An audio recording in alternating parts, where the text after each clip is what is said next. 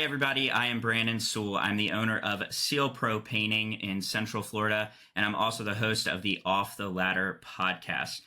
We exist to help home service business owners learn so that they can lead well and ultimately live life off of the ladder. Today's guest is Garrett Pittman, and he is a local business owner right here in my market. He owns Pittman and Sons. Welcome to the podcast, Garrett. Thank you, Branden, and thank you, Seal Painting and Off the Ladder, for having us on. Yeah, absolutely. Well, Garrett, if you could, just for the listeners, give a quick introduction to who you are and a little bit about your business, when you guys got started, the services that you offer, and those kind of things. Okay.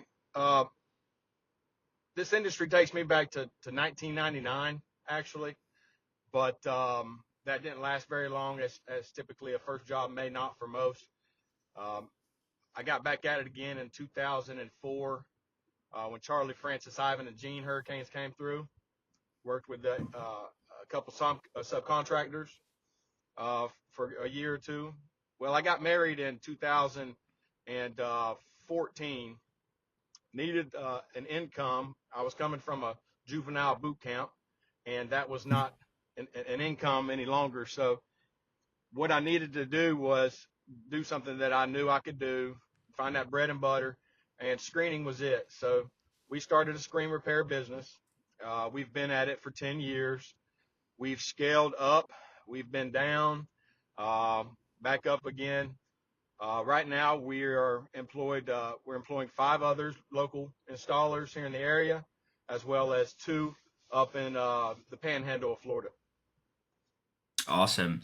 So, that's quite the run of business. A lot can happen in 10 years, and I love that you mentioned there's been ups and downs, and I think that's something that we all experience as business owners. And I think it's important for even those who are listening, like, to understand it's a process. I know one thing that I've learned in leadership and in business is that it's about the process, it's about the journey, and not necessarily about that destination or end goal. And there's something that we learn along the entire journey. And one thing I know for myself is, like, I think we've done pretty well. We're going on 8 years in business, and I think we've done pretty well as a business. But we've certainly had our challenges that we faced. And that's really what this podcast is all about, is like trying to help others, because, I know how hard it is, and if I can help somebody in any area of their business to avoid the mistakes that I've made, or help them get a leg up, I want to be able to do that, because, man, I've faced so many so many hardships in business, and I'm sure you can probably relate to that as well. Absolutely. It's a learning lesson. A lot of lessons to be learned. Awesome. So, getting started out, what did that look like for you? It sounds like you're saying you worked in the industry before you started your own business. When you got started out, what did it look like for, getting that off the ground, starting to get the business and bringing in the leads? How were you doing that, and how has that, like, developed over time to, like, where you are now? Well, growing up and just being observant, I always had this fascination with billboards. I always thought that was the beacon, right? That was like a mile marker to say, oh, I've made it. I'm on a billboard. Mm-hmm. Childlike perspective, but I think that actually extends into adult perspective as well. Not a lot of people are willing to go out there and put their name on something like that, or take the risk of being in business. But I was an installer, $7 an hour, 1999. I thought I was doing great when I was able to name my price during Charlie, Francis, Ivan, and Gene hurricanes with a guy I knew. Learned that still wasn't enough. And I don't have a love for money. I understand that money's necessary, Um, but it just wasn't enough at the time, and we parted ways. Um, I didn't make any money from 2000 for the next 10 years. Really, it wasn't about that. It was I was searching for something. I found it. I found it when I went to a program called Teen Challenge, but that's another conversation. Um, we started off just doing screen repair because that's something I knew how to do, and it was my friend's grandparents that lived down the street from us that said, we need somebody to do this. Uh, my oldest stepson said, I remember telling a story. You knew how to do that. I was curious if you want to go down there and talk to him. Mm-hmm. He's 23 now. He was business minded at 10 years old. He just had uh, he processes things differently than most people, Sure. and borderline genius type of person. And Mm-hmm. so once that started, I realized that I could do it. This could be what I do, and we invested in some yard signs. Them yard signs, we started off with just placing them around. I would get, maybe a call like once a week, every other week, and that would be enough to pass us by, until Mm-hmm. the next call comes in, and we'd get it just a little bit at a time. And I would buy more signs, and I would pollute the community, as some people say, and back then they weren't picked up as fast as the city code enforcement will pick them up now. Right. But that was something we did. We still do it. Whether it's in a customer's yard, Mm-hmm. whether it's right there alongside the political signs. If we just find if people were placing them out, there's nothing wrong with us, even though we're a business that's. I think that's part of the basics. That's part of the fundamentals of just trying to get out there and put your name out there. It's just like wearing a shirt or a hat or a business card, anything like that. So um, we still utilize those, and we get our signs locally made right here in Titusville by Dots Embroidery, and Mm-hmm. I'm sorry, by Dynamic 7. Dots does our shirts. Dynamic 7 does our signs. So um, that's the area. That's how we started doing that. The next thing that I started off with was a magnet on the side of a van, and Mm-hmm. we would go to yard sales, and I found out that a magnet on the side of a van every yard sale every Saturday would pick us up a job, and that Nice. just I was just amazed. I said that's pretty neat how that works. Every Saturday we'd get a job. So we did that for a little while along with the signs. So now we're compounding this approach, and then we tried uh, what was the next one? We wrapped the vehicle. Oh, I got a trailer and wrapped the trailer, and Mm-hmm. that was really what helped everything kind of just sink in for us. That this is what we're really going to do. Let's move forward strong with it. And I was by myself at the time. My wife was not comfortable with it, because you had to go sell your jobs. It wasn't Mm-hmm. a 40-hour a week with benefits type of job. So she was nervous as all could be. And we just had to have faith together and move forward with it. Yeah. Well, I mean, I would imagine like when you first started out, there's probably people listening to this who, you know, maybe they're looking for our podcast in hopes to, like maybe they're working a full-time job and doing this on the side, or maybe they have this hope to like start a business, but they don't know where to start. And it's awesome to hear your story because it's like you just it didn't happen like you said your son was like, hey, go down the street and offer your services, and it kind of just happened naturally, right? And then you said it was just one job this week, and then that led to another job the next week, and it kind of naturally grew. And I'm sure like you would probably agree that back then when you got started you probably couldn't even imagine where you are now, right? Like just the Yeah, growth and success. I actually said that Sunday to my wife. We're in La Cita, Yeah. And my son recognized another boy his age. He said, I think that boy's from my school. I ended up knowing his mother. Well, I knew his father Hmm. because he's a roofer. And they said, we got to chatting.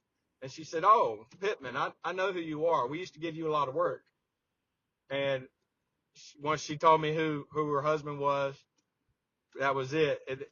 I said, well, I just told my wife, I said, I never thought I'd be here at a pool, somebody else's pool. I was at Lasita, uh, Yeah. doing estimates.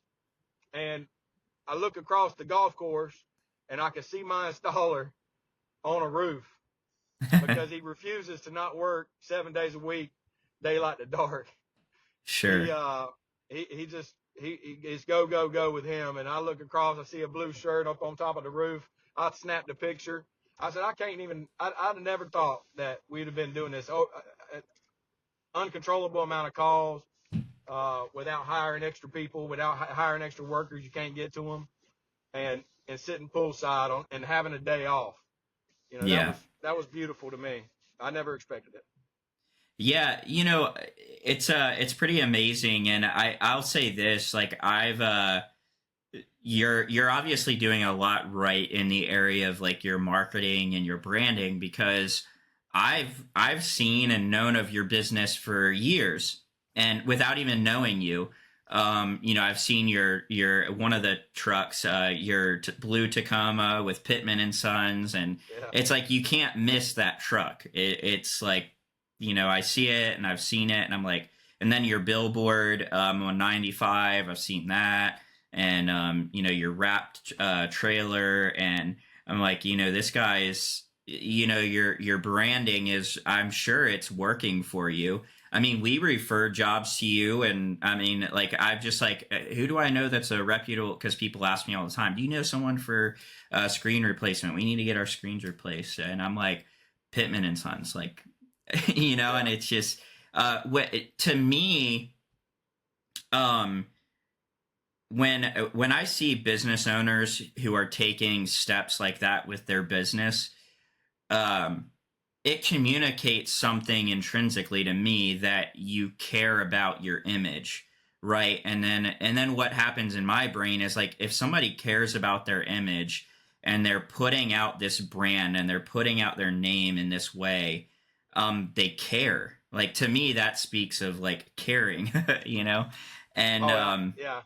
and professionalism, right? So then my mind instantly goes to, like, that is a company that can be trusted. Whether I've ever talked to you before or used your services, it's just what that communicates. It's a psychological thing that happens. And I've had a guy on here. He's a absolute wizard when it comes to stuff. Dan Antonelli. I don't know if you've heard of him, but um, he's like just I would say, like, the front runner, the leader of like branding and home service businesses. If you know who Tommy Mello is, or he's A1 Garage Door Services. He helped him Okay. brand his company. Um, Yeah. Mac 5, the I'm sure you've seen them around. He did Yeah. their We've had them branding. out to our house. Yeah, so he did all of their branding. But anyway, he's one of the things that he talks about, like in his book, Branded Not Blanded, is just the psychology behind branding, Sure. and how powerful it is. And so I just wanted to give you props, that I think that what you're doing with your branding, I think it's effective, whether you know it or not. Thank you. Yeah. And I think that it's pretty amazing. I think that keep doing that for sure. What you're doing with your branding. Do you have any insight into why you made those decisions, or why you would recommend somebody to take that step with their business, or what the results have been with your branding and your approach to that? Well, you touched base on it there, and I can elaborate. Maybe add a thing or two with that, and something previously you said. Uh, there are people who do our industry, or any home service industry, anything's, it could be website building. Um, there are different. they it's not their primary income, they do it on the side. And so in my opinion, it depends on what is your purpose of starting it. Is it your primary income? Is it your side income? Do you want to sell? Are you trying to build a business and sell it? Or are we, what exactly are you doing? And how long do you want to stay in it? What is your exit strategy? Mm-hmm. Do you want to retire? Do you want to pass it down to somebody? I've got 3 boys, so my youngest, the oldest 2 don't have a strong desire to be in it. The youngest one, Stan, he wants to be anything and everything. And most of the time he just wants to be with Dad. So he tells me he's going to be my boss one day. But I told him if he does good at education, sure, I'll let you be my boss. But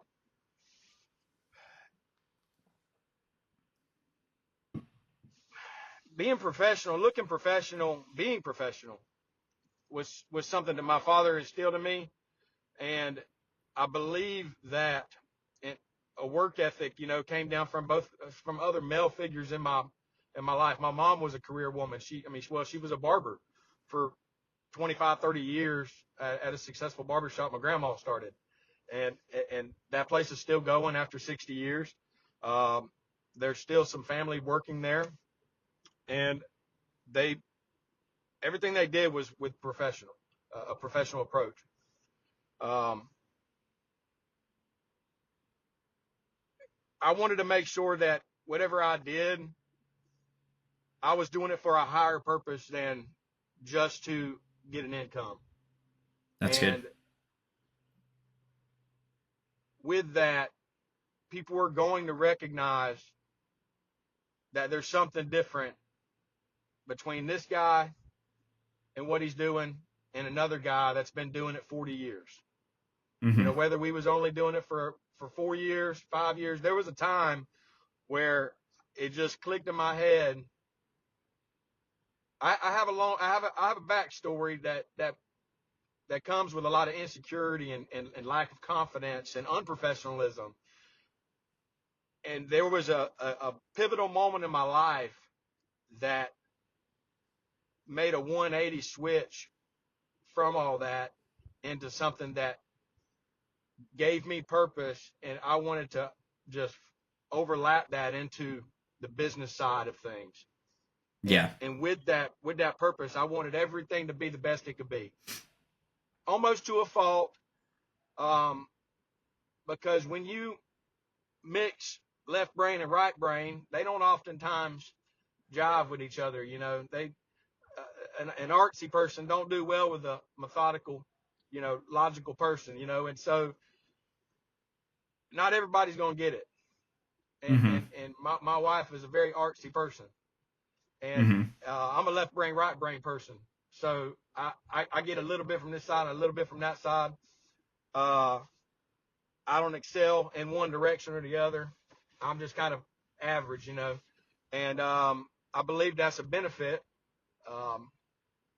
And that's why I guess one of the gifts I was given is relational with people, look professional, a work ethic that's professional, and just keep applying that. I've kind of got a joke that's probably a little too soon, but I told people that I've been telling people since I recognized some of the people we hired in the past, and recognizing the people in the industry.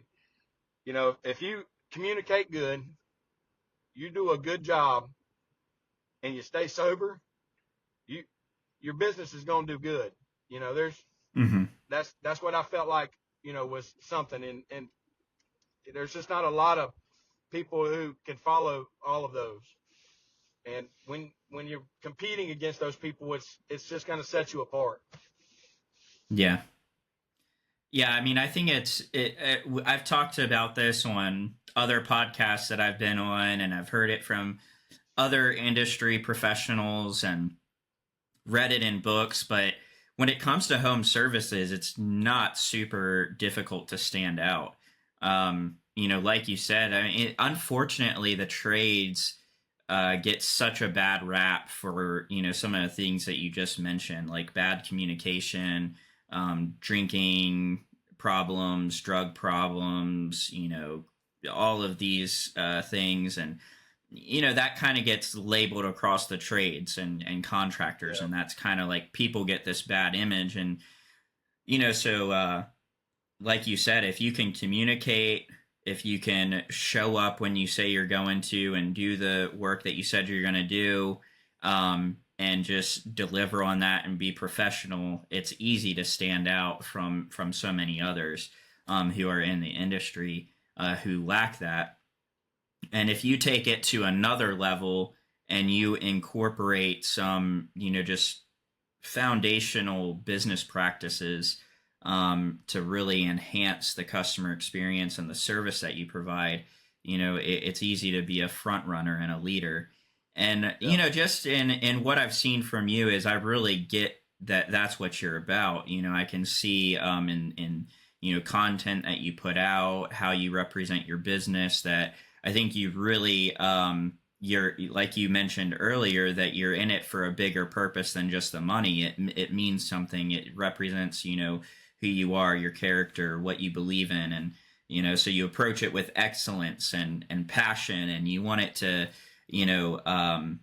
and to me that's what it should be about. If you're a business owner, it's got to be more than the money. I mean, contrary to what I think most people believe, small businesses, it's really tough. And, sure, you have those moments when the money is great, but you also have times when it's super challenging.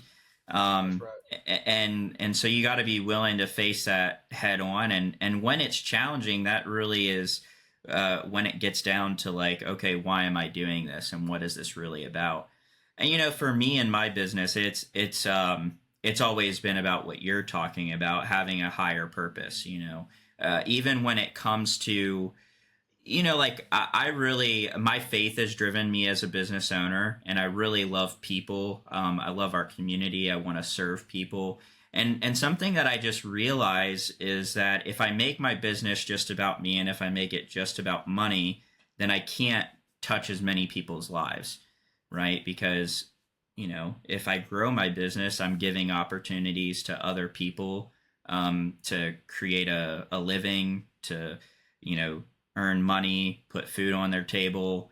As we grow and we increase our services, well, now we have the ability to financially and maybe in other ways give back to our community and make a difference where otherwise, like, I might not be able to. Yeah. So it's really just having a bigger picture, and I try to instill those values and look for guys who have those values so that they understand, like, we're not just here for a paycheck. We're here because how we show up makes a difference. How we run our business, how we handle ourselves, how we handle our customers makes a difference. When our customers can have that um, confidence that we're going to show up and do what we say we're going to do, but not just do it, but be passionate about doing it the right way, and caring about our work, and caring about the customer, caring about their home. That goes a long way in how we can impact that customer's life. And I mean, I think if you read our reviews online, I think you can see that and feel it in how our customers talk about us. Yeah. It really is. It's got to be about a bigger purpose when you want to grow something that's bigger than yourself. And I think I see that in you and your business. As we talk about that, could we lean into kind of leadership? What's your approach to leadership? How do you lead your company? How do you lead your team? And what's your approach with leadership? So elaborating on how we manage guys and operate business is I was sharing about how it must have been to manage me as a knucklehead, and I pictured treating others as the way that I would want to be treated, the way that um, oftentimes my wife uses a perspective of, imagine Jesus is in the room with you while we're Hmm. arguing, and move forward, communicating like that. And so how do these guys need to be treated? Not what do they deserve? Yeah, that's good. How do they need to be treated? Because we're all unique and we're all going through something, and it's really not all about business because they're human. Yeah, And that's really good. so I would want that. I've always wanted that. Not a lot of people do, Mm-hmm. especially when you get into some of that ugly side of business. It's Yeah. ruthless, and I just don't work well with that. Yeah. And I'm probably more small town than I am any kind of city. Not Sure. to say that there's bad people in a city, but and there ain't, and not everybody in a small town is good. But I just, from my perspective, I've noticed a lot more good in some small towns. But anyway, that's another conversation. That's what I want more for my guys a lot of times than they want for themselves. Yeah. And I want to draw them up to that. It's the same way that I parent. It's the same way that for myself, for my marriage, and I can't help but include that concept from Scripture about you're working for a higher purpose, Yeah. and when you're doing that, things are going to be the best you can. You want to give it your all, Yeah. and so I'm not a marketing person. I'm not an accountant. I'm not a tax specialist. There are areas that I'm not good at, and so I hire a professional. Yeah, that's good. Now, marketing isn't something that is rocket science. Um, we get told all the time, "Oh, y'all just screen, y'all just put that rubber spline in. That's all there is." It's not real hard, bud. And I chuckle and I move on with the job. They still want me to do the job because they can't do it, but You're right. but um, hiring out somebody that can do that portion of the job, especially if you want to scale up, is absolutely necessary in my opinion. Mm-hmm. You know, we can make signs, sure. We could probably make shirts, but Smart Plumbing here in Mims, he told me one day when he was at the house, he said, you need to do what you're good at. And you won't be spending a lot of time, and I'm paraphrasing, probably butchering it, but he said, why don't you go, instead of trying to do or spending too much time on the plumbing, why don't you go do what you're good at, make that money quicker, and then you pay a professional to do the job that they're good at. Yeah. And it really sunk in about community, about small business, about um, relational. And so that really has stuck with me ever since he said that. And I make sure that I choose someone in that industry, not just because they're the best, because there might be somebody in the next few cities over, or it might be somebody over in India that's better at doing something than the guy Mm-hmm. that's here in my hometown. But I like to see the person. When I go to the bank, I like to go inside. Yeah. I don't like just going through the window all the time and hitting the button. Right. So, um, I think it's contagious. Those smiles, the sincerity, and how are you doing? Yeah. And that really, especially when they know who we are. We've been at the same bank for 10 years. Although Mm-hmm. you know, so I've seen some of the same people. Yeah. Um, and we're friends on Facebook, that kind of thing. And I Yeah. think that really shows how much of a small town that Titusville is. Yeah, for sure. In the surrounding areas. So Yeah. I just want to emphasize, I really like what you're saying. Obviously, we're both two people of faith. And, um, I'm going to reference somebody who he's very colorful in his speech. But, myself, I don't really cuss at all. But Yeah. Gary Vaynerchuk, he is just, he Yeah. doesn't he Yeah. doesn't really I know. hold back. But one Yeah. of the things that I love about him is he really emphasizes how important kindness is, and he says like a lot of people look at kindness as a weakness, but it's really a strength. And I will say that even my guys at times like tell me, they're like, oh, you're too kind, or you're letting people take advantage of your kindness. And I just decided for myself that if I couldn't be successful in business while still being kind and still treating people, like with Yeah. real life problems, like not everything is so cut and dry, And I said, if I can't be successful and still have that compassion and empathy for people, then I don't want to be successful in business. Like I don't want to be like the people who just look at their employees as profit, or try to, you know they're disposable, and I mean there are situations obviously where people, it's that they're more so making the decision not to work for me rather than me just like kicking them to the curb, but Sure. without any type of emotion or heart in it. But I just really like that you mentioned that. Oh,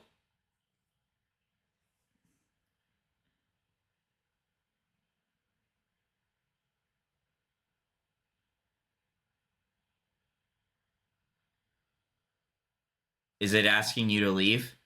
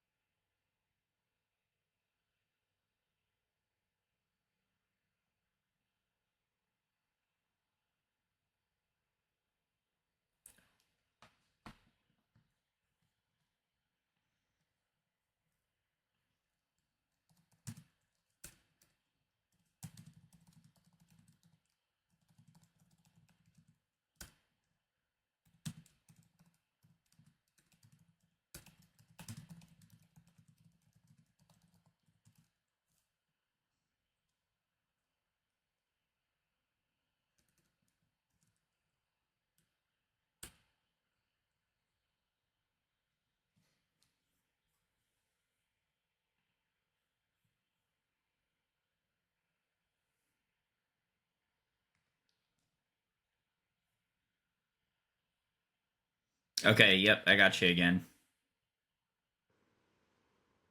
Oh, it changed your orientation. There we go. Um, okay, we're good to go.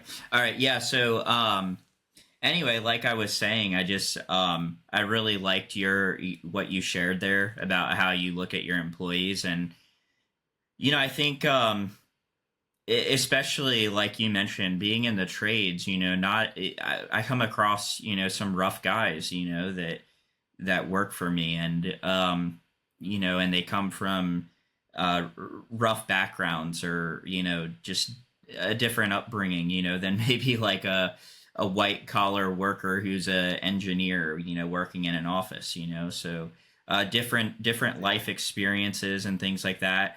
But I like that you share, you came from some struggles, and I don't know if you want to elaborate or go into those details, but I myself, didn't have the best upbringing in childhood, um, and so I think a lot of that played into how I try to lead, Yep. because I think it's given me empathy to understand that life can present challenges that, like you said, affect your work, or it's and I don't think it's fair to just I think you have to be careful how you handle that, right? I think there's a way that you can approach it where you don't just completely dismiss somebody's struggle or challenge, and you help to like bring them up out of that, rather than like push them down even more, if that makes sense. And Yeah. and I think it does. It takes a lot of patience. It takes a lot of empathy and understanding and care for that person beyond, the work or the money, to, like you said, to want better for them, to see their potential, but also realize like people can't just change, like, you know right when you want it to happen. It's a And process. and I hope that at the end of the day, my employees, whether they like me, whether they continue to work for me, at the end of the day, all I hope is that if they choose to go a separate way, that they can look back and they can say, like, you know, there are a lot of things that I may not have liked about Branden, but one thing I can say is, like, he always tried to represent Christ well, you know. Yeah. And if I can, I may not be the best business person ever. I might not handle, every scenario perfectly when it comes to business, but can I treat that person like I believe Christ would have treated them? And if I can say that, that means more to me than whether I made all the perfect business decisions, if that makes sense. And so I think that's my priority as a business owner. And I think, honestly, I think it's done well. It's served me well. And I think there's a lot to learn from that. And I think it actually, like Gary says, some people view kindness um, as a weakness, but I think really it can be a strength if you're wise. It is a strength. I think that it's probably the cousin of having thick skin and not allowing other people's words to be like a weapon of destruction. Something that's going to. They're not attacking you. They're they're Hmm. they're they're they're just sharing things that probably stems back from childhood. It probably comes from hurt people hurt people. Yeah. My wife is social worker, somewhat of a counseling background. We're familiar with humans enough to know that part, and you can't look at the attack. We got to look at you know how they like you said earlier. How would Christ respond to a situation? And I don't think that we are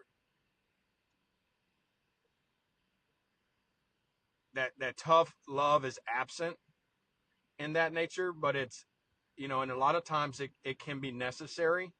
Hmm. Uh, I've got a guy that actually says, "Hey, man, when he messes up, make him pay for it." He says, "Being tough on me is the only way that I'm really probably going to change. Hmm. I need to feel it." And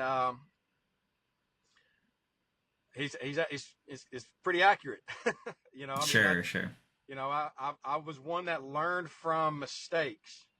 Hmm. And if you're always rescuing the person who's making those, whether it's bad choices or whether it's truly mistakes, accidents, we need to feel some of that. We need to go through it. There's a process to that being refined. And Yeah. because if you keep trying to throw that inflatable out before they hit rock bottom, you're just delaying their Yeah. reversal, their Yeah. transformation. And so, uh, like I was saying, it's a delicate balance, especially if they don't know that you're secretly trying to disciple them. Hmm. And um, I do have a worker other than my office manager. She's my aunt. She knew me at my worst. Hmm. She reached out to me while I was incarcerated and said, why don't we get you some help? Hmm. And that was a pivotal moment in my life Hmm. after, um, I don't know, 10, 12, 15 years of being out of control. Sure. Um, that sent me to a program called Teen Challenge. Yep. And that was right at 30, right at 29, 30 years old. I think I was about 30. And Mm-hmm. after about 6 months of sobriety, I realized that I couldn't point the finger anymore. Right. I couldn't actually even pinpoint what I was pointing at. I couldn't. It was, it was a ghost, Mm-hmm. and I was actually the problem. And that's where I found myself. I found myself in church. Not that I didn't want to be there. I grew up in the church, Mm-hmm. but I hadn't been there in so long that I didn't receive what was being said. I heard what was being said. It was going in, but Mm-hmm. the actions weren't coming out. Yeah. And after 6 months of sobriety, and realizing that I was the problem, and that what a fool it was thinking that I was ever going to get over on God, and it was scary, Mm-hmm. realizing the potential of us, able to be convinced that that's even possible. And so it led me to the altar. It led me to releasing everything that I was, and falling to my knees and surrendering. And from that moment began a transformation. And for the next 15 months while I was in a program, I signed up for a leadership program called Emerging Leaders Program in Teen Challenge. We went through that, and then I signed up again for juvenile boot camp for the same program. Was there for almost 3 years, and that was what I like to call the leash. It gave me a little bit of freedom, but I was amongst other people just like me Mm-hmm. who were juveniles, and I got to see who I was all over again. And they were 60 to 100 youth in there at all times. Mm-hmm. And I got to see the little masters at work and all of their little devious behaviors, and it was just an eye opener. It was a blessing. It prepared me for somewhat of being a parent. Prepared me for a lot of being in business. Those individuals that were in that program are now adults. They run successful businesses. Some of them are on their way to being dentists. Some of them own rehabs. Mm-hmm. Some of them are commentators like Joe Rogan on barefoot or bare knuckle fighting programs. I mean, they went in a lot of different directions. Some live here in my town, Yeah. down in Melbourne, and I keep in touch with them sometimes, even on Facebook or Messenger. And that was a tool that the Lord used to help me become the husband that I needed to be, the person I needed to be, the father I needed to be, the business owner I needed to be. Mm-hmm. Uh, Obviously, along with other believers, and um, listening to people on their podcast or their videos like Gary. Mm-hmm. Um, there's other individuals I like listening. I like listening to the Jordan Peterson. Yeah. There's a lot of this that I apply to business, and the little ways that I can. Yeah. I get just little nuggets from a lot. I don't always subject myself to music. I'd rather just listen to somebody talk, Yeah. and that little bit can go a long way over time. Mm-hmm. And so, um, how I lead is I mimic other great leaders that I've had the privilege of knowing in my life. Preachers, Mm-hmm. my father, my mother. other people that were close to me. My grandfather was one that I quote his. I say Regina will say, you need to do what you do and talk to that customer. I said, yeah, so I'm gonna treat them like Grandpa Polston is what I'm gonna do, Mm-hmm. and it don't matter what they're going through. It we come out and we're good Mm-hmm. when we're talking because Yeah. of the kindness, And my dad said something that's along those lines. He said, you need to be fair, but you need to be firm, Yeah. and so that's something that I apply in leadership of employees and with customers. Yeah, that's so good.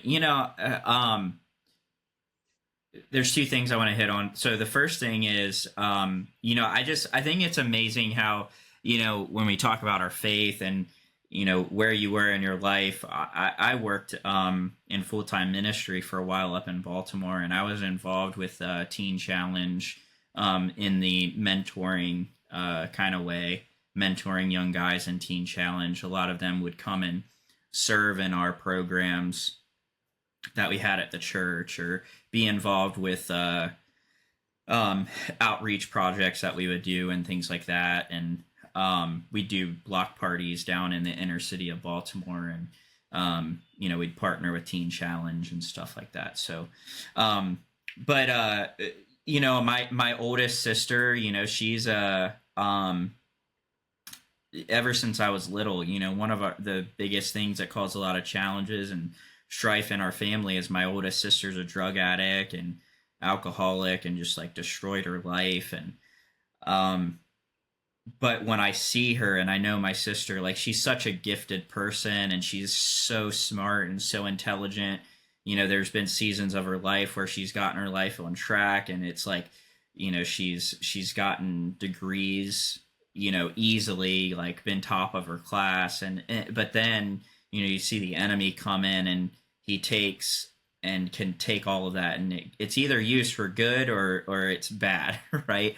But what I love is, like, when you hand yourself, or you lay yourself down and you humble yourself, Jesus can come in, and what the enemy intends for evil, he can use for good. And so it's like those gifts that were inside of you, the leadership, the those strengths in business that you have. It's like I believe those were always there, right? And it's like you're either using that to further one kingdom or the other, right? And so That's right. it's awesome to see what you're building, and the direction that your life is going. And I think that should be really encouraging to, like, maybe others who are out there who might listen to this and they have, like, things that they're struggling with, and maybe they think like that's their demise. But it's like, you can overcome, you can turn things around, you can change the trajectory of your life, That's and right. make the right decisions. And it's not impossible, and with, I like the example of, like, the two wolves, like, which one Yeah. you feed is the one Which one that you going to wins. feed? Yeah, so That's which right. one are you going to feed? And so, obviously, like you're saying, like, if you want to be a bit better business owner, if you want to be a better leader, if you want to lead your employees better, if you want to be a better better with your customers, well, like, invest in yourself. Listen, like you said, listen to podcasts, read books, whatever you can do to edify yourself to be that person that you want to be is really key. And so it's encouraging, and it's really awesome to hear that that's part of your story. And so I hope that whoever's listening to this would be encouraged by that as well. um so yeah, and then the second thing that I wanted to talk about, I don't even remember. So after all of that, but no, I mean, yeah, it's really cool and encouraging to know that that's part of your story. I think that we say a lot of time. I mean, we may hear sometimes, it, if that was the point of bringing us together this morning, then hallelujah. That Yeah, yeah, that was there are people out there, whether it's one person in a congregation of 500, Mm-hmm. One person needs it, right? So um, I did want to. There was something that I wanted to briefly touch on that I've had on my heart since. Have you ever heard of the Wild at Heart? Oh, It's dude. John Eldridge. Yeah, that book changed my life.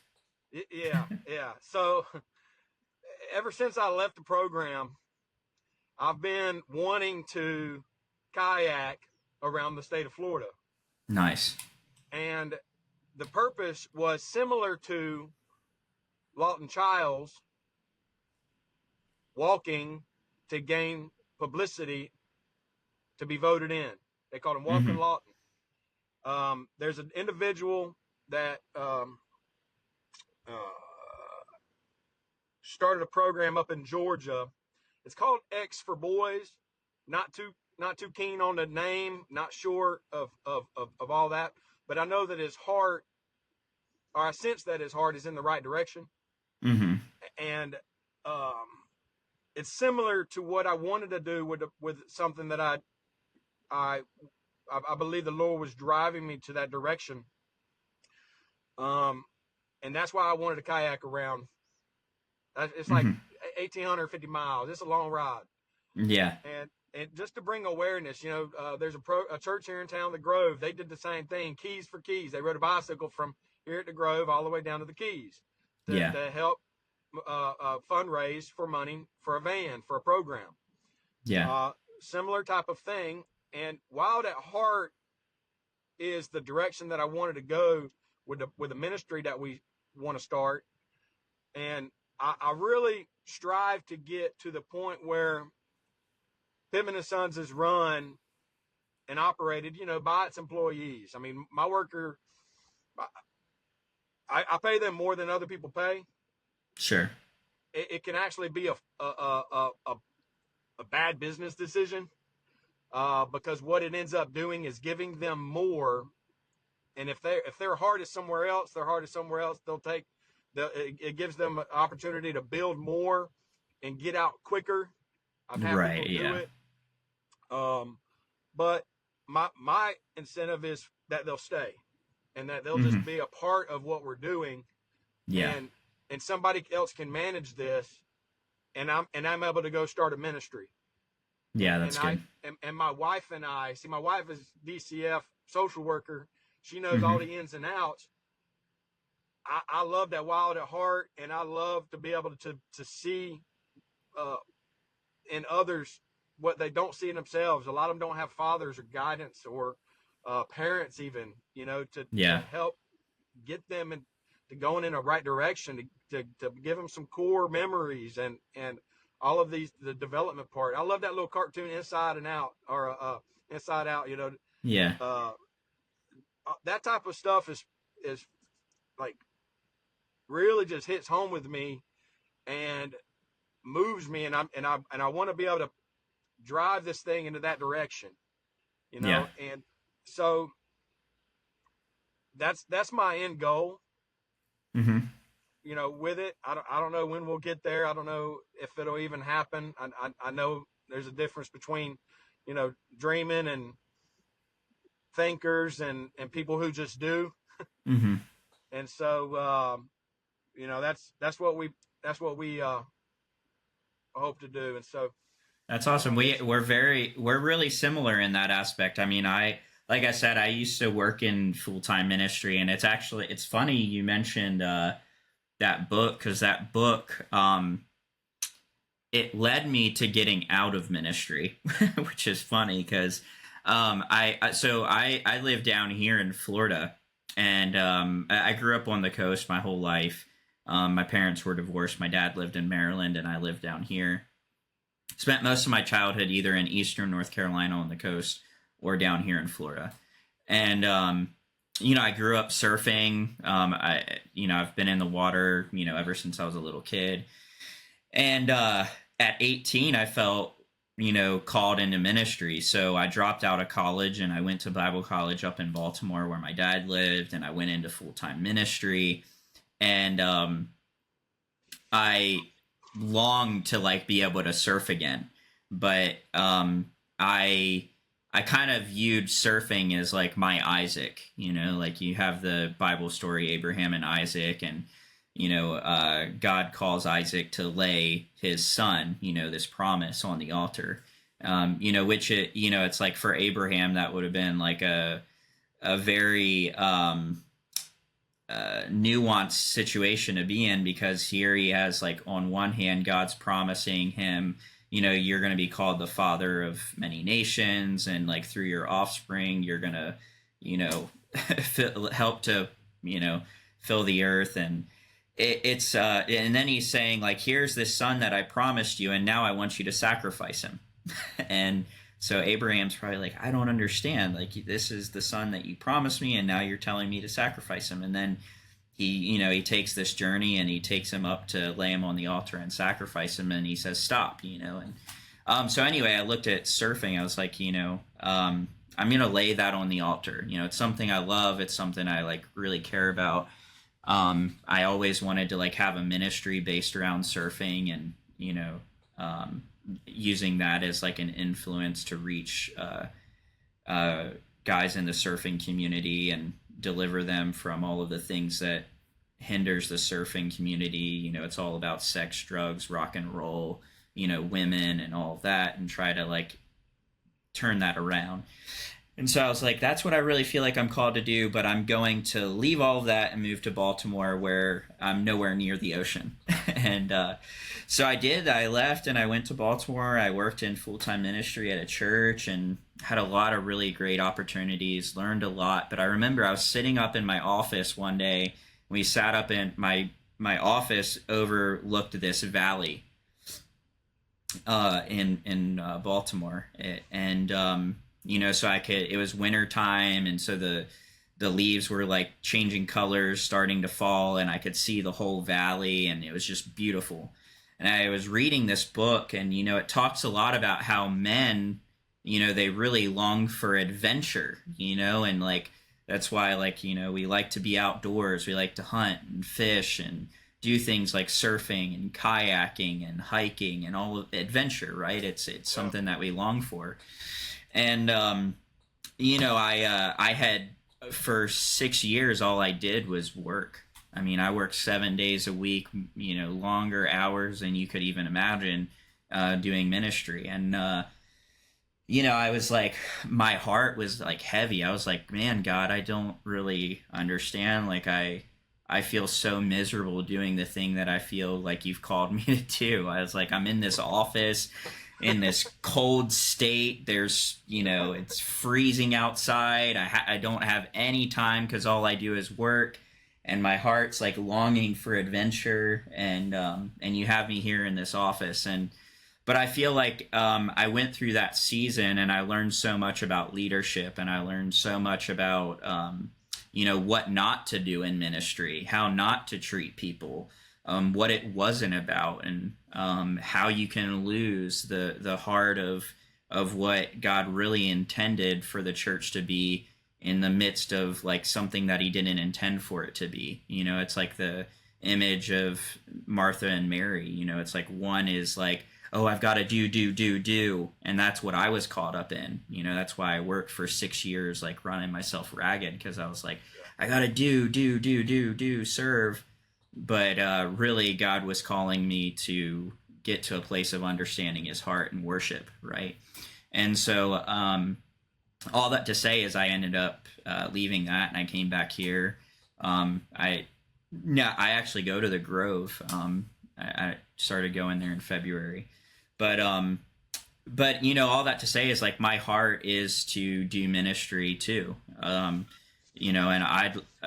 I actually look at my business as my ministry. Like, it's a place where I get to whether it's like, I'm not preaching Jesus down people's throats. Like, that's not my approach. I just try to be like Jesus, and hopefully in my character and how I conduct myself, that people can see that and maybe ask me themselves. Like, I had one of my guys, these are moments that mean so much to me. I had one of my guys call me a couple weeks ago, and he said, hey man, I just want to talk to you as a friend. I need some some guidance on in life. This is like where I'm at. This is what I'm going through.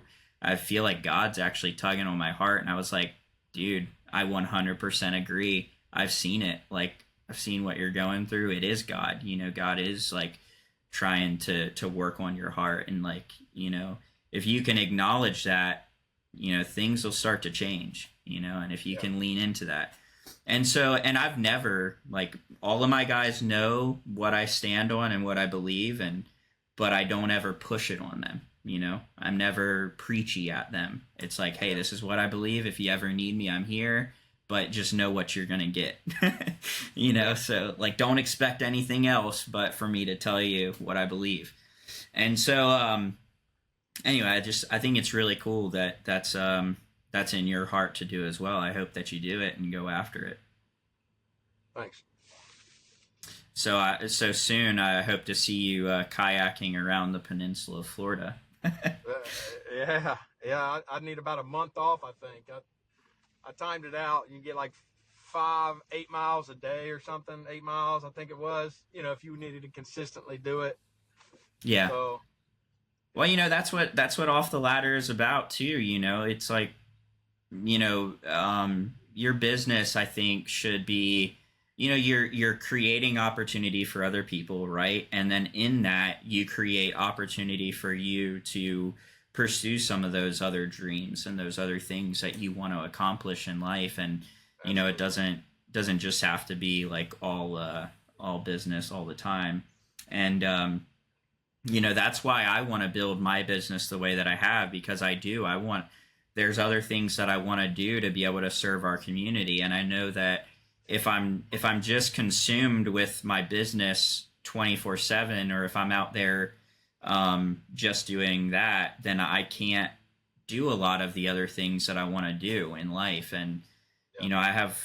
I have goals of, like I said, I want to do ministry in like the surfing realm, do like missions work with surfing, and I love fishing. So I'd love to like have something here in our community where like we go into some of the troubled areas of Titusville and like take kids fishing. Like, I know that sounds like simple, but just, like, I know when I was younger as a kid, I grew up in a small town, and one of the things that got me in trouble was that I didn't have anything to do.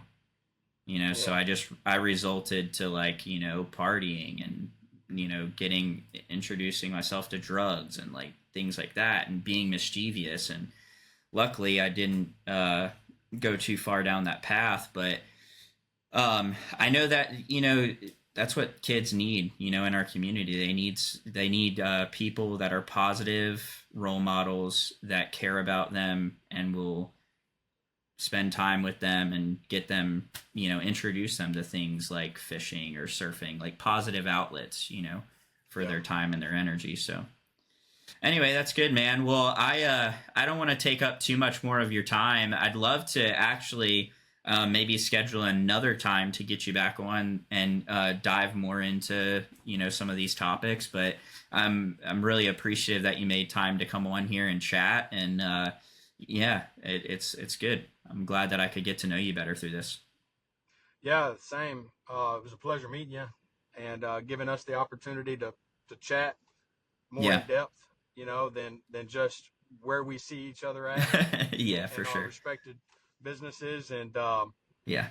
learning about you, where you go to church at, where your Yeah. heart is. Uh, it helped me to get to know you better, and Yeah. find out that we're brothers in Christ, Yeah, for sure. and so, thank you for opening up as well. Yeah, yeah, absolutely, man. Well, is there any final thoughts that you'd like to leave with those who might be listening to this, and um, any final advice or guidance that you'd like to leave with them? Well, I would invite anyone who's interested in learning a trade to find to seek out someone like Branden or myself, who is genuine in their care for others. Don't just run off to any, don't just knock on the door to any trade company without doing some research first, Hmm. because it could put a bad taste in your mouth.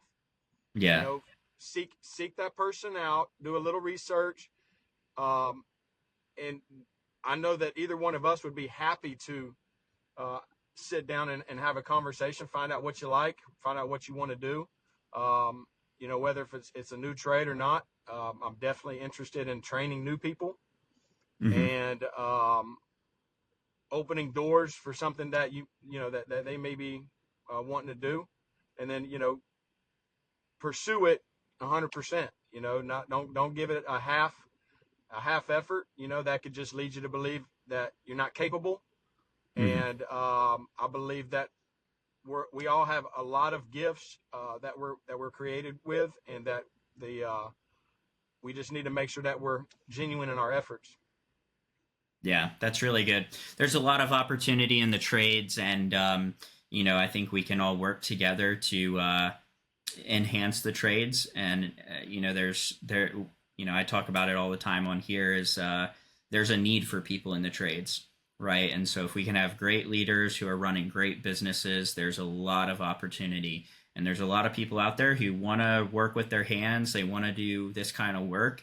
And so, we're building the businesses that is going to be a great place for them to build a future. So I think that's important for us to remember too, as business owners, that you can build something that can be a great future for people who want to do this kind of work. So anyway, I hope that encouraged you. I hope you are encouraged by this episode. If you're watching on YouTube, please like, subscribe, comment, share it with somebody.